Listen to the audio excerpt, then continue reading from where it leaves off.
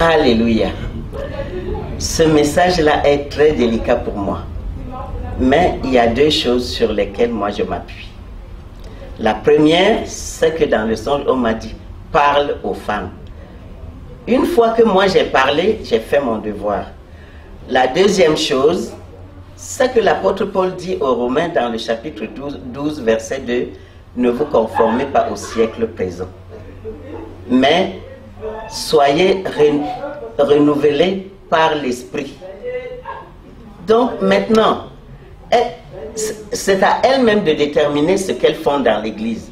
Si elles viennent faire, comment on appelle ça, le défilé de mode, parce que ce qui est malheureux, je dis bien ce qui est malheureux, c'est que aussi bien les femmes de mon âge, peut-être un peu moins, c'est-à-dire les grandes devancières, jusqu'au grade de Celestial Maman, je suppose que si elles sont Celestial Maman comme moi, c'est que nous sommes de la même génération. Elles ne peuvent pas comprendre ce message. Mais si elles ne peuvent pas comprendre, on n'est pas sorti de l'auberge. Dieu me maintiendra pour que je continue de parler. Et je continuerai de parler jusqu'à ce que Jésus revienne. Élèves sur Facebook, malheureusement, moi j'ai dit que je ne suis pas Facebook. Mes enfants me disent, maman, un peu plus tôt, un peu plus tard, tu vas y entrer. Puisqu'il faut bien que tu fasses connaître le conseil des femmes. Je veux bien, mais j'ai dit que je ne suis pas Facebook. Tu as déjà rencontré mon nom dans Facebook?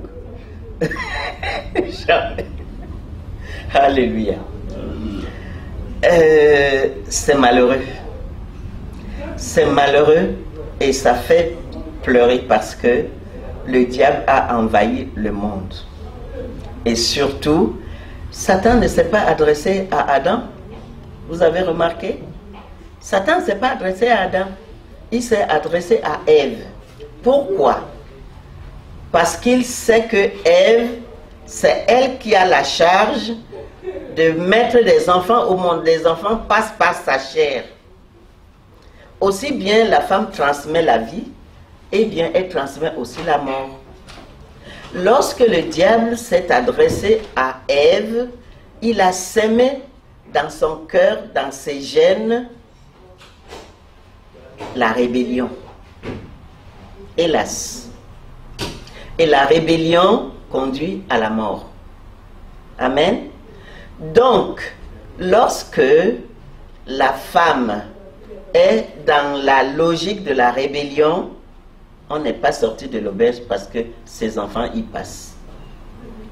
Maintenant, phénomène de mode. Ce phénomène de mode est-il vraiment dans le phénomène de la parole de Dieu? C'est pour cela qu'il faut que la parole soit enseignée. L'apôtre Paul dit enseigner à temps et à contre-temps. Je n'ai jamais vu ce truc de lèvres là parce que je ne suis pas à Facebook malheureusement. Ou heureusement pour moi. Parce que je crois que je puis créer une crise cardiaque. Le soutien que je pourrais recevoir, je dis bien je pourrais au conditionnel, n'a pas été vraiment n'a pas été évident pendant plusieurs années de ma mission. Maintenant, les devanciers et les responsables commencent à s'ouvrir de plus en plus. Peut-être parce qu'ils n'y croyaient pas trop, peut-être parce qu'ils avaient peur que lorsque je parle aux devancières de leur paroisse, que je puisse soustraire certaines victimes de leurs appâts. Je n'en sais rien, parce que je sais aussi que ça existe. Je ne suis pas dupe. Mais je n'ai pas reçu beaucoup de soutien, je l'avoue. C'est maintenant de plus en plus que certains devanciers me font comprendre que je pourrais parler. Je me suis même, j'ose le dire, Je suis allé en visite une fois à Champigny et une fois dans une autre paroisse. Je suis allé, on m'a présenté, oui, la maman est venue nous voir, bon, etc. Maintenant, après le culte, je m'attendais, comme d'habitude, à ce que j'ai une réunion avec les femmes. Et bien, après le culte, j'étais assise en attendant de voir ce qui allait se passer. Le chef des visionnaires est venu appeler les femmes, d'autres sont venus appeler d'autres pour aller faire des prières et tout. J'étais là, je les regardais. Quand ils ont fini de se disposer, les uns pour les prières, d'autres pour les visions, d'autres, j'ai dit à mon équipe, ben, écoutez, allons, je ne sais pas ce qu'on fait là. Et on est parti. Ce jour-là, le chargé de paroisse n'était pas présent.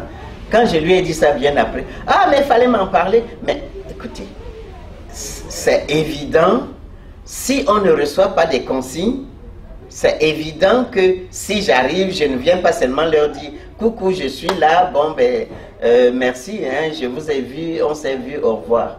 C'est que j'ai quelque chose à faire là. Mais si j'arrive, on commence à faire comme si je n'étais pas là, ben, je ne peux pas leur dire, ben, je suis désolé, je m'impose, écoutez-moi, non, je m'en vais. Dans une autre paroisse, pareil. Alors qu'on a fait des kilomètres, cette paroisse se trouve à Mantes-la-Jolie. On est parti d'ici, j'ai pris mes filles, d'ici à 6h30, 7h, pour ne pas être en retard au culte. Ils étaient au courant. On arrive, on fait le culte, bon, on nous fait un salut pendant le culte, et après le culte, certains la vision, d'autres, et puis on était là. Après, je leur dis, mais on fait le quoi là, partons. Donc, disons que ce n'est pas encore ancré dans la mentalité des devanciers célestes qu'une femme peut être utile. Mieux encore, j'allais dire pire, c'est que lorsqu'il y a une conférence, lorsque je vais faire une conférence dans une paroisse, tu ne verras pas un homme. Depuis quand la femme enseigne? Je ne suis pas venu vous enseigner. À la limite, de temps en temps, je leur dis que je suis venu vous redire ce que vous m'avez appris, en supposant que c'est eux qui m'ont appris. Mais bon, tout est dans tout et réciproquement. Donc, le soutien, il n'y en a pas. Un conseil que je pourrais donner à la future présidente des femmes, heureusement ou malheureusement pour moi, d'après votre question, j'ai déjà eu à le faire. C'est-à-dire, la maman que j'ai présentée à papa au chauffeur pour me relayer quand j'ai démissionné, je lui ai donné des conseils. Le premier conseil, c'est de respecter les femmes. Quand on les respecte, elles ne peuvent pas te manquer de respect. La deuxième chose, c'est que il faudrait qu'elles disent aux femmes qu'elles ne sont pas n'importe qui. Elles sont intégralement dans le plan divin pour que son royaume s'installe sur la terre. Satan est passé par la femme, Dieu aussi est passé par la femme pour que le plan de la rédemption vienne sur cette terre. Donc, lorsque elle respecte les femmes, lorsque elle fait prendre conscience aux femmes qu'elles sont complices de Dieu quelque part, sa mission ne peut que aller bien. Bon, aller bien, ça veut dire quoi réellement? Ça veut dire que les femmes vont comprendre ce qu'elle dit? Je ne sais pas. Mais elle ne va sûrement pas prêcher dans le désert.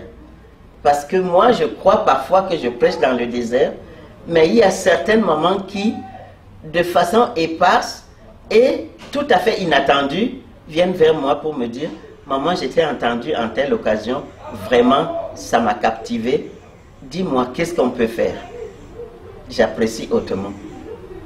Et je suis sûr aujourd'hui, j'ai 65 ans, qu'on ne sait jamais si je pars là maintenant vers Dieu.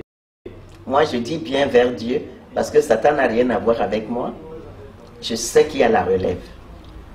Elle est en sourdine, mais elle existe, la relève.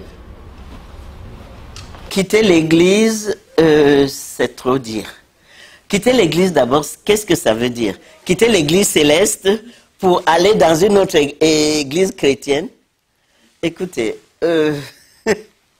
j'aime la question parce que ça me rappelle mon père, c'est-à-dire celui par qui je suis venu au monde. Il disait aux témoins de Jéhovah, mes enfants, on ne convertit pas un chrétien au christianisme. Si c'est autre chose que vous venez me dire, je peux encore vous écouter, mais je suis déjà chrétien.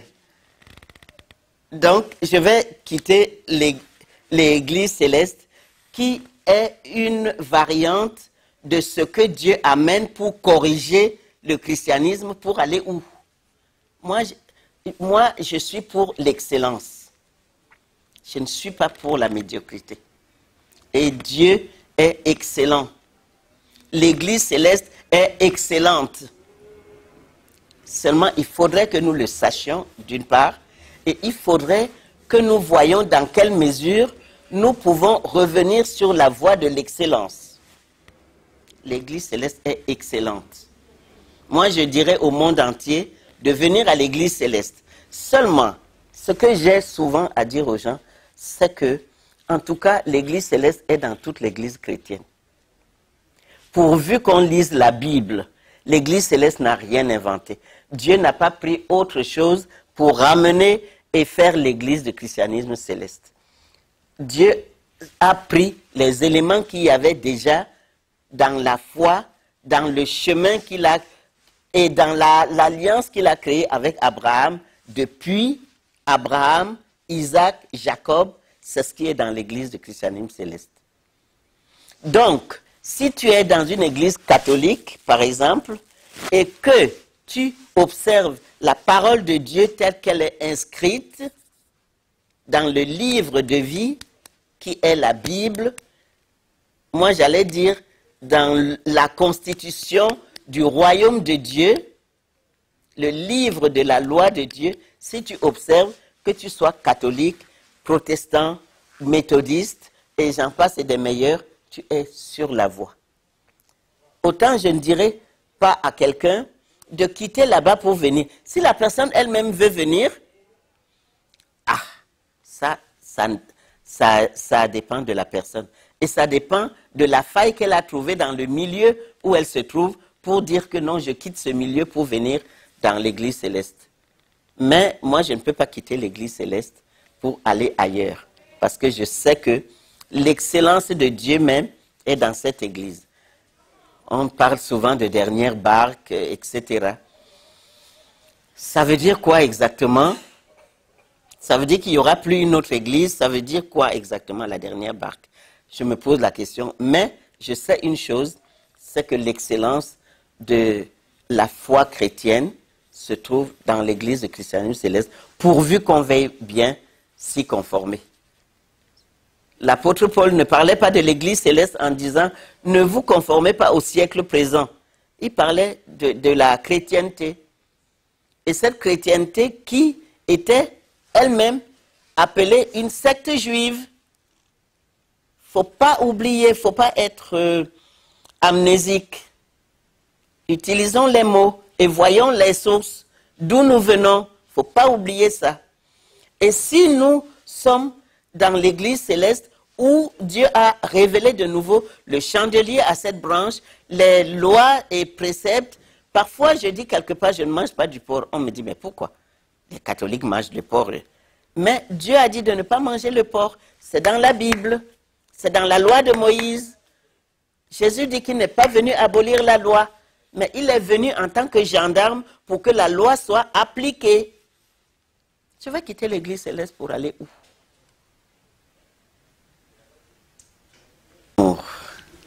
Le tort que je pourrais subir, c'est de constater que l'amour de Dieu n'est pas chez mon frère pour moi. Mais pour moi, je ne pense pas que ce soit un tort. Je crois que c'est la personne que je dois reprendre pour l'amener dans l'amour de Dieu. Vous savez, comme vous le disiez tout à l'heure, parlant de mon parcours, j'ai toujours demandé à Dieu une chose qui n'est pas courante. On va me demander, mais qui je suis? Je demandais à Dieu de me permettre de regarder mon frère comme lui-même le regarde. C'est-à-dire avec amour, compassion, joie, paix, de regarder ses enfants, que moi je dois regarder les enfants de Dieu comme lui-même il les regarde. Ça veut dire que j'ai trop demandé à Dieu. Je ne sais pas s'il m'a donné, il ne m'a pas donné. Mais l'amour de Dieu surpasse tout. Parce que l'amour, c'est une grande puissance. Lorsque tu es dans l'amour, qu'est-ce que tu ne peux pas faire? L'amour de Dieu est une grande puissance. Donc, franchement, disons que s'il peut y avoir de petits tiraillements, c'est au sujet de la parole de Dieu. Tout simplement. Mais, par exemple, je vais quelque part, on ne veut pas que je parle aux femmes. Je ne trouve pas que c'est contre moi. Je trouve qu'ils ne veulent pas que leur sœur avance. Mais si moi je viens, je ne suis pas reçu. De toute façon, si Dieu veut leur faire comprendre des choses, il va se débrouiller pour trouver un autre moyen. Mais je ne peux pas être frustré pour ça. Puisque nous sommes dans la logique de l'amour, tout est bien, tout est grâce, tout est joie. Qu'est-ce que je ne sais pas quoi vous dire, mais je sais que nous sommes dans l'amour, et dans la grâce et dans la gloire de Dieu. Ah ouais, la réalisation dont je pourrais être fier, c'est de vous voir grandir dans l'amour de Dieu. Lorsque j'apprends que un chrétien céleste ou un de nos enfants de chrétiens célestes est dans des coups tordus du diable, je suis un peu triste. Mais je me dis que Dieu a permis qu'il aille là-bas pour apprendre des choses et il va revenir. Mais la plus grande joie, c'est de voir que dans l'église de Christianisme Céleste, il y a des jeunes qui s'élèvent pour glorifier Dieu. Telle votre initiative. Ça va aller dans le monde entier. Et Dieu sera glorifié. Ok, les projets du Conseil des femmes, c'est dans l'immédiat, c'est qu'il faut qu'on se penche vraiment sur les œuvres sociales. Parce que on pense toujours des œuvres sociales à l'extérieur, alors qu'à l'intérieur de notre église, il y a des personnes qui souffrent. Donc, nous sommes en train de voir avec le diocèse de France comment mettre en place les œuvres sociales à proprement parler, c'est-à-dire lorsque les gens ont besoin, les petits besoins en plus. L'être humain a besoin de quoi?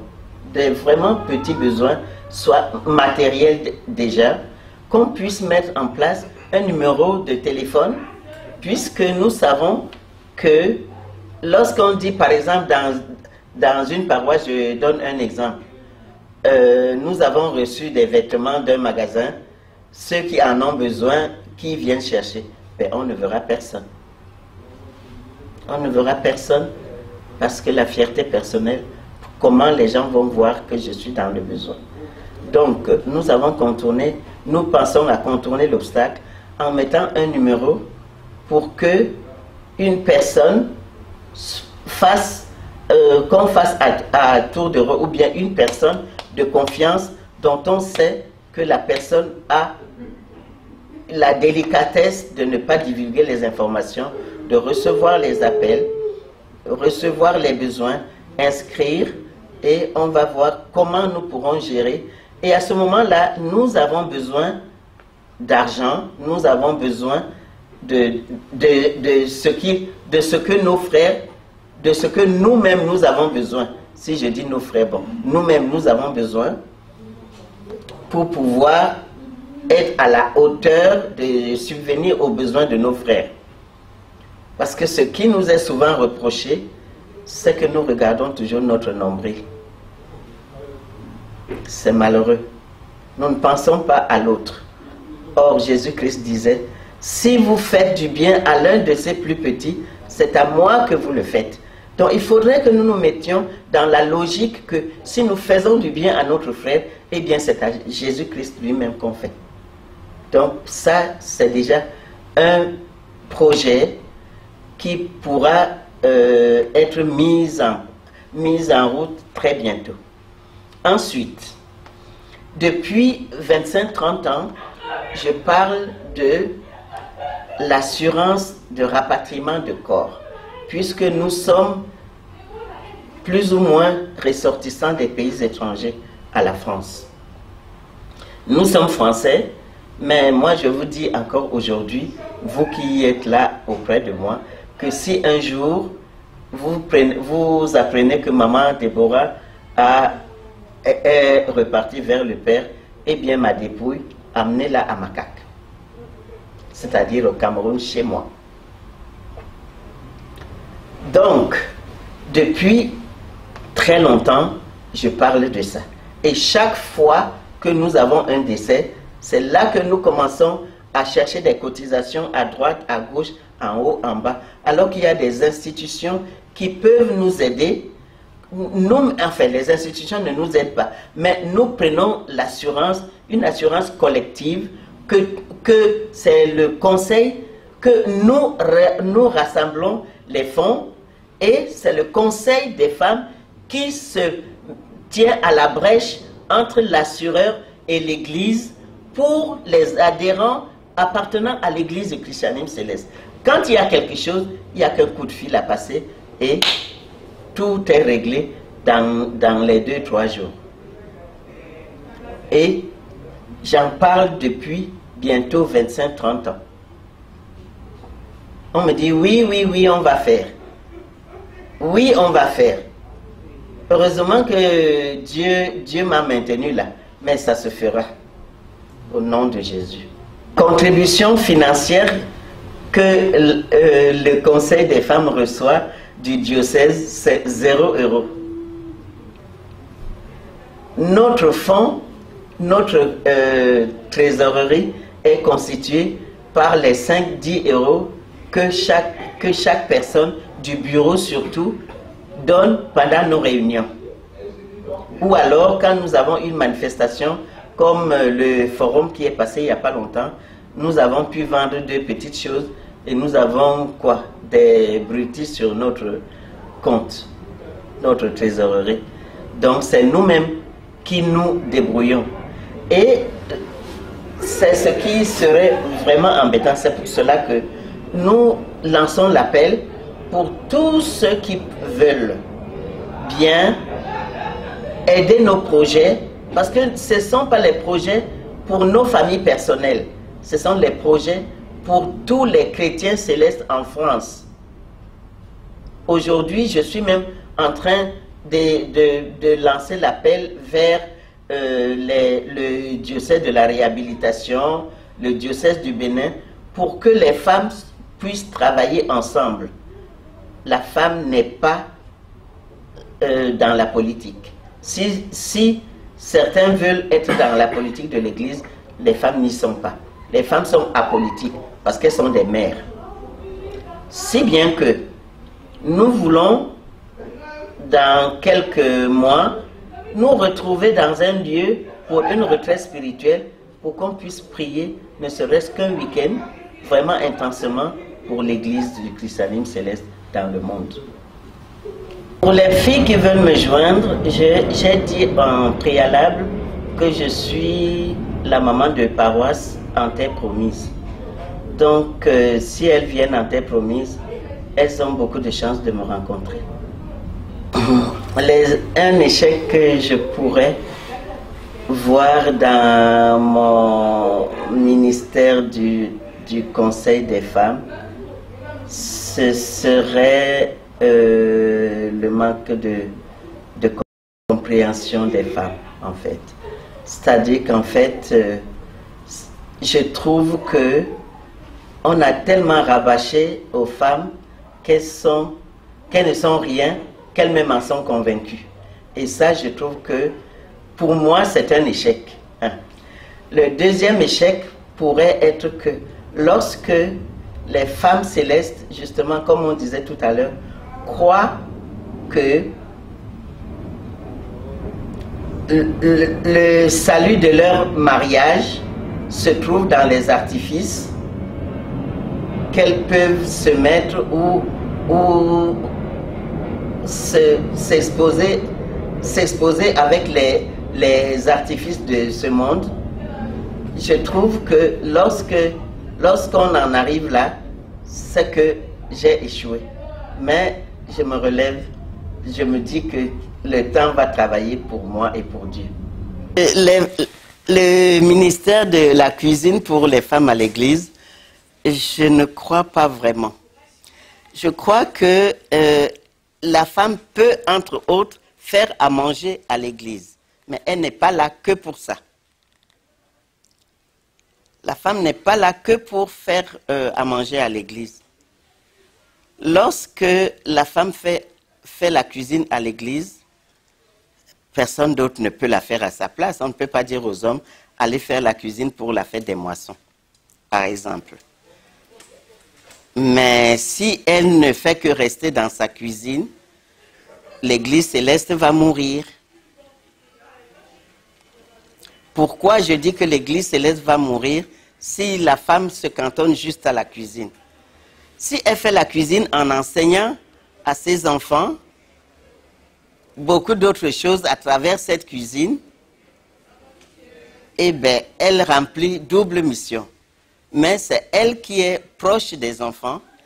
Donc, si elle n'enseigne pas les enfants, donc si elle n'a pas la connaissance, l'Église céleste va mourir.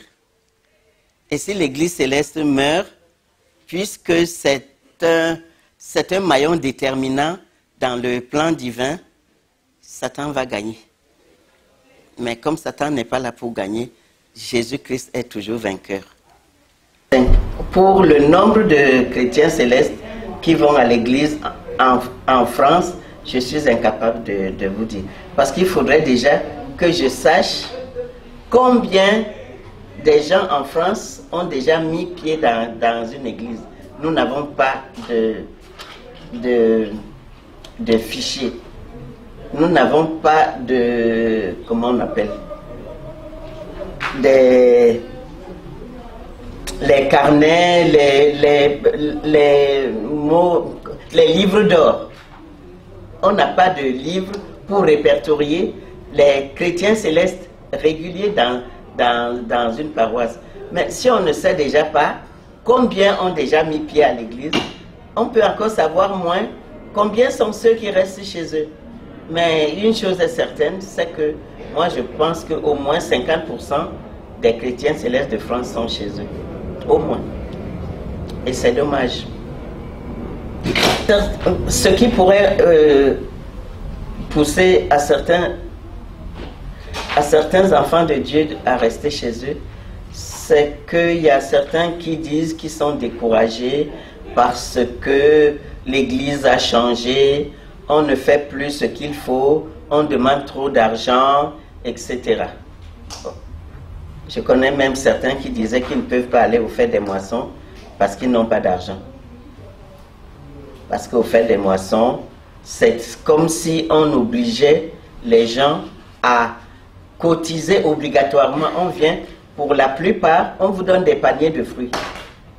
Ben, si la personne n'a pas d'argent, elle va prendre le panier de fruits pour faire quoi? Elle ne peut pas payer. On ne va pas lui dire non plus, prends, c'est pour toi. Non, on attend de l'argent. Donc il y a certaines personnes qui ne vont plus au fêtes, par exemple. Or, c'est presque l'unique occasion par an pour qu'on se retrouve dans une paroisse. Donc ils sont découragés, quoi. Difficile. Déjà, depuis un moment, on parle de déposer déjà les statuts dans des préfectures pour une reconnaissance éventuelle et tout. Mais moi, je ne sais pas ce qui avance et ce qui n'avance pas. On tourne toujours en rond. Une chose est certaine, c'est que l'État français sait que nous sommes là. Ah oui, on sait que nous sommes là. En bien ou en mal, mais on sait qu'on est là. Donc, qu'est-ce qu'il faut faire? Il faudrait que nous-mêmes, on se respecte déjà. Il faudrait que nous nous montrions sérieux envers nous-mêmes et les autres vont nous respecter. Il n'y a pas de mystère. Pour s'imposer, qu'est-ce qu'il faut? Quand on arrive dans un pays, il faut montrer patte blanche. Or, ce que les chrétiens célestes ont déjà fait en France, c'est très compliqué. Allez au ministère de l'Intérieur. On va vous donner des nouvelles à ça. On va vous donner des nouvelles. Que mes enfants disent le jour où je pars de mon corps, c'est que maman nous a dit qu'il faut servir Dieu de tout son cœur, de toute son âme, de toute sa pensée. Qu'il n'y a que Dieu. Il n'y a pas autre chose.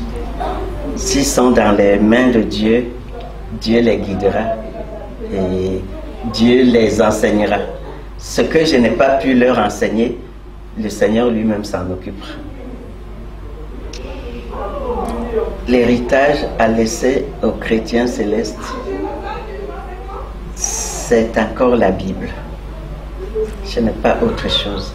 S'ils suivent les commandements de Dieu, s'ils les mettent en pratique, l'Éternel Dieu dit dans ce qu'il nous dit dans Deutéronome 28, et c'est ce qu'on lit sur la tête d'un enfant qui vient de naître: si tu obéis à la loi de l'Éternel ton Dieu, en observant et en mettant en pratique tous les commandements, tous, on n'a pas dit un et on laisse l'autre, tous les commandements, l'Éternel ton Dieu te donnera la supériorité sur toutes les nations de la terre. Amen. Et le reste, vous connaissez. Ça va progresser. Je sais qu'à partir de cette année des 70 ans de l'Église, c'est l'occasion pour qu'on puisse se ressaisir. Souvenez-vous que même quand Christ est reparti, les premiers évangiles ont été écrits entre 50 et 70 ans. Donc je sais qu'il y a un virage que l'Église est en train de prendre. Seulement ceux qui veulent suivre, tant mieux. Mais ceux qui ne veulent pas suivre, tant pis. Mais dans tous les cas, l'Église de Dieu restera l'Église de Dieu. Parce que Dieu est fidèle dans ses promesses. Le dernier mot que je pourrais dire pour clôturer, c'est que la paix de Dieu qui surpasse toute intelligence reste et demeure dans vos cœurs. Amen.